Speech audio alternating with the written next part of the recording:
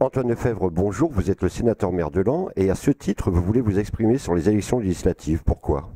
Je crois que maintenant que tous les candidats sont connus, il est important que le sénateur maire de Laon donne son avis dans ces élections.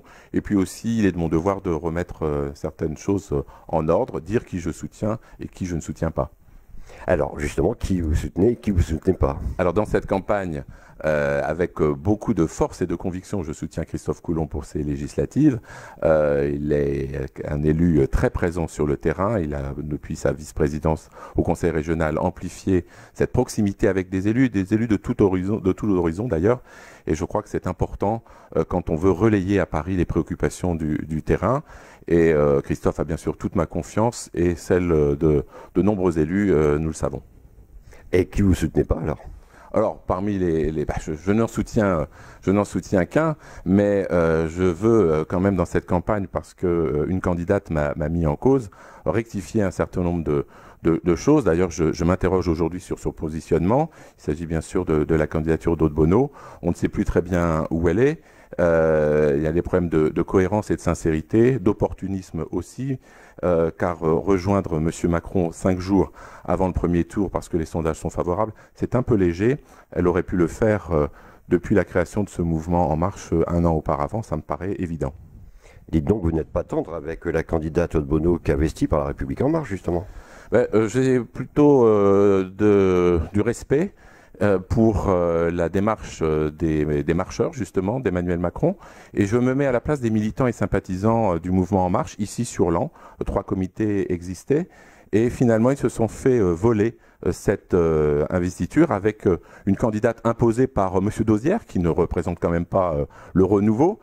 Ces sympathisants aspiraient justement à un renouveau. Ils ont beaucoup contribué finalement à la victoire du candidat Macron à la présidentielle. Et il y a un coucou qui vient s'installer dans le nid qu'ils ont préparé, puisque Mme Bono n'a jamais mis aucun tract pour M. Macron avant le premier tour. Donc c'est un peu facile de venir revendiquer cette nouvelle appartenance. Et ça pose question. Alors vous en avez un petit peu après, on le sent bien, pourtant elle vous a représenté à la manifestation contre le mariage pour tous. Alors, il y a effectivement une polémique à ce sujet. Je comprends d'ailleurs les sympathisants de M. Macron, chez qui ça fait débat. Elle explique dans un communiqué que finalement, elle y était à cette manifestation à l'insu de son plein gré, en quelque sorte, puisque c'était à ma demande, selon elle. Alors, même s'il est vrai qu'elle a lu un de mes communiqués, qui d'ailleurs rappelait ma position favorable à une union civile, mais je n'étais pas d'accord avec la terminologie du mariage pour tous, si elle l'a fait, c'est qu'elle était volontaire, bien sûr, pour participer. Tous ses proches, d'ailleurs, savent qu'à l'époque, elle était hostile, elle était farouchement contre le mariage pour tous et son instauration. Et c'est d'ailleurs son droit. Moi, je respecte cette conviction, qui est partagée aussi par d'autres de nos concitoyens. Mais aujourd'hui, édulcorer complètement ce qui a été son combat contre le mariage pour tous est absolument scandaleux. C'est de l'opportunisme, surtout qu'on sait qu'elle a participé à d'autres mouvements également contre le mariage. Alors, où elle nous explique que c'était une erreur et qu'elle regrette de s'être trompée, mais elle ne dit pas que c'est Antoine Lefebvre qui lui a demandé. Et elle s'est exécutée. Quand on participe à une manifestation, c'est qu'on est bien sûr totalement en accord avec l'objet de cette manifestation, ce qui est le cas ici. Alors vous dénoncez aussi le fait qu'elle soit soutenue par un professionnel de la politique locale. Oui, je dénonce, je suis plutôt amusé, pour pas dire autre chose, puisque Mme Bono parle souvent des professionnels de la politique. Il faudrait d'ailleurs qu'elle explicite davantage les choses. Mais elle est soutenue et dirigée aujourd'hui dans cette campagne très clairement par René Dosière, qui a toute sa vie, et je n'en fais pas le reproche, mais c'est un constat, était un professionnel de la politique, puisqu'il a exercé 5 fois le mandat de député, alors que M. Macron voudrait les limiter à 3. Donc je sais bien qu'aujourd'hui, à la fin de cette carrière politique, il souhaite justement donner encore plus de contraintes aux élus. Pourquoi ne l'a-t-il pas d'ailleurs proposé plus tôt? C'est un peu toujours la même question avec M. Dosière. Faites ce que je dis, mais ne faites surtout pas ce que j'ai fait pendant toute ma carrière.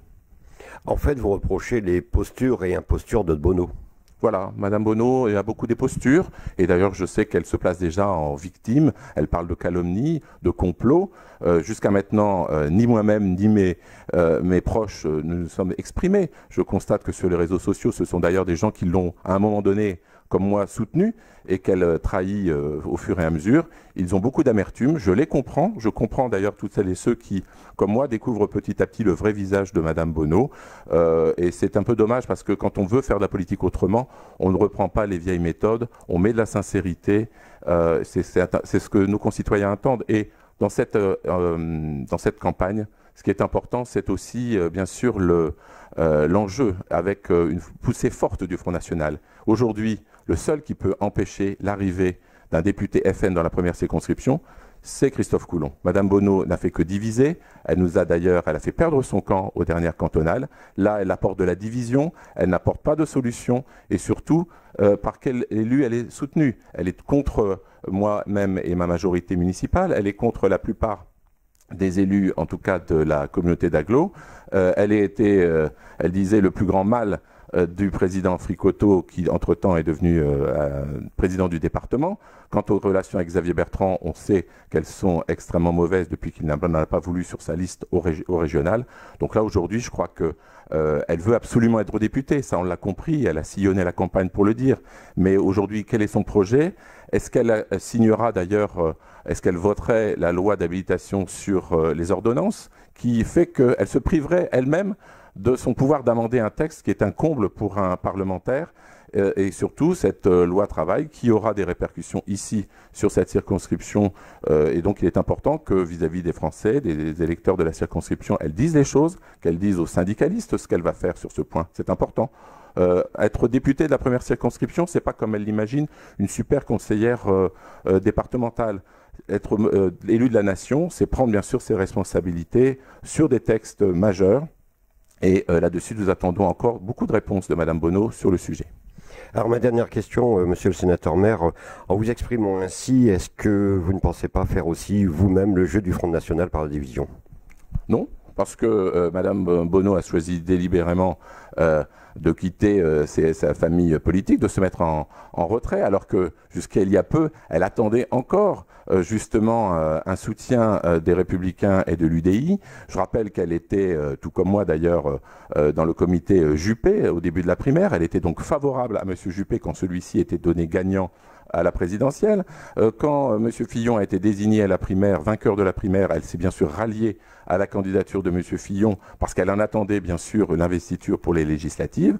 Et puis, à quelques jours du premier tour, elle rejoint M. Macron tout ça en disant qu'elle était suspendue de l'UDI. Non, elle a été suspendue parce qu'elle avait poursuivi sa candidature et maintenu sa candidature. Donc beaucoup d'imprécisions, beaucoup d'incohérences. C'est à elle justement d'arrêter de diviser. Aujourd'hui, Christophe Coulon est en position de faire gagner notre circonscription et de faire surtout barrage au Front National qui n'apporte pas les solutions sur le terrain. Il y a beaucoup de désespoir, une colère bien sûr qu'il nous faut entendre, mais les solutions du Front National par un élu qui est sorti du chapeau, qui a un patronyme peut-être connu médiatiquement, mais qui a peut-être aussi des racines, mais qui ne vit pas, qui ne travaille pas ici sur ce territoire. Et nous avons au contraire besoin d'enracinement et de cohérence et surtout de réalité de terrain. Merci Antoine Lefebvre. Merci à vous.